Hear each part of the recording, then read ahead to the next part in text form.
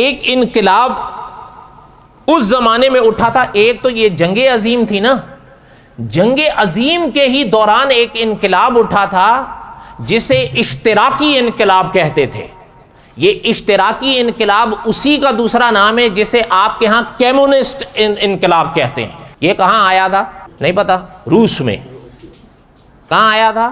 روس میں. ادھر خلافت عثمانیہ تھی نا, خلافت عثمانیہ اس طرف تھی. یہ جو روس کے علاقے تھے, ان کی روس میں اس زمانے میں ایک بادشاہت ہوا کرتی جسے زار بادشاہ کہتے تھے, اور یہ جو زار کی بادشاہی تھی اس سے عوام تنگ آئے ہوئے تھے. اب وہ تنگ آئے ہوئے تھے, اس کے اندر یہ اشتراکی جیسے کمیونسٹ انقلاب کہتے ہیں وہ اٹھا روس کے اندر. یہ اسلامی ملکوں کے ملک نکل گیا. اس زمانے کی تاریخیں پڑھیں, اسلامی ممالک کے ملکوں کے ملک نکل گیا, اور سوویت یونین کے نام سے ایک پوری مملکت سلطنت وجود میں آ کر دنیا کے نقشے پر ظاہر ہوئی. اسے کمیونسٹ انقلاب کہتے تھے نا. آپ اس زمانے کی تاریخ پڑھیں, وہ مسلمان جن کی جبینوں پر سجدوں کے نشان ہوتے تھے وہ قرآن پاک کے اوراق دیکھنے کے لیے ترستے تھے.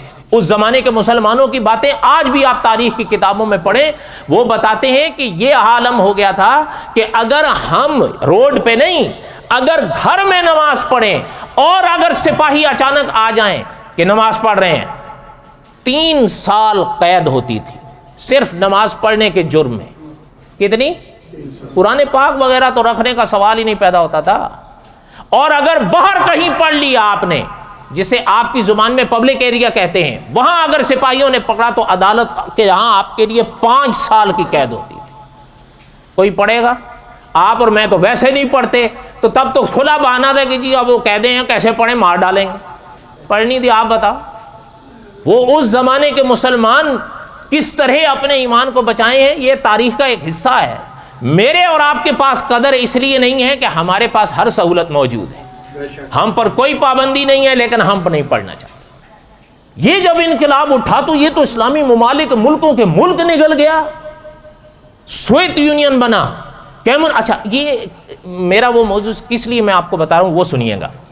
ادھر جب یہ بیت المقدس کا مسئلہ چھڑا, ادھر برطانیہ نے اس کو لے لیا. ادھر جو یہ کمیونسٹ انقلاب اٹھا, اس نے یہ اسلامی ملکوں کے ملک نگل لیے. ان کے ہاں اگر آپ نے کہیں پڑھی, میں نہیں جانتا آپ نے پڑھی ہے یا نہیں پڑھی, کمیونسٹ انقلاب کی اگر آپ تاریخ پڑھیں نا, ان کے ہاں 3 بڑے نام سر فہرست ملتے ہیں, چاہے وہ مسودے کی صورت میں ہو چاہے عامل کی صورت میں ہو. کتنے نام ملتے ہیں بولو؟ تینوں کے تینوں یہودی تھے. تینوں کے تینوں بولے, تینوں کے تینوں یہودی تھے. اچھا, جب یہ کمیونسٹ نظام بن کر ظاہر ہوا, اور وہ جو میں نے بتایا ان کے 3 بڑے نام اور بھی ہیں, لیکن 3 بڑے نام سر فہرست کون تھے بولو نا؟ یہودی نا. اچھا آپ بتائیں, جب بیت المقدس ان کو دینا تھا تو انہوں نے کن کا ساتھ دینا تھا؟ انہی کا ہی دینا تھا نا. تو وائٹ ہاؤس, لندن پارلیمنٹ والے تو پہلے ہی ان کے پیچھے تھے. رہ گیا تھا رشیا, زار کو تو مار بھگایا, زار تو گیا. اچھا جب زار چلا گیا, کمیونسٹ آئے, تو ان میں جب سر فہرست میں 3 یہودی تھے وہ بھی ان کے ساتھ مل گئے. تو جو دنیا کی 2 سپر پاور اس زمانے میں تھیں, دونوں کی دونوں ان کے سامنے اور پیچھے کھڑی ہو گئی. تو پھر بیت المقدس کس کو ملنا تھا بولو؟ ہمیں ملنا تھا. کہ یہ دیکھیں آپ کس طرح, اسی لیے ہمارے صاحب قصص الانبیاء نے لکھا ہے کہ سیاست کے وہ ابلیس ہیں, آپ اور ہم ان کو چھو کے بھی نہیں گزرے. اور پھر یہ دنیا ہے, جو جیسی چال چلے گا اس کی چال چل جائے گی, الا ماشاء اللہ.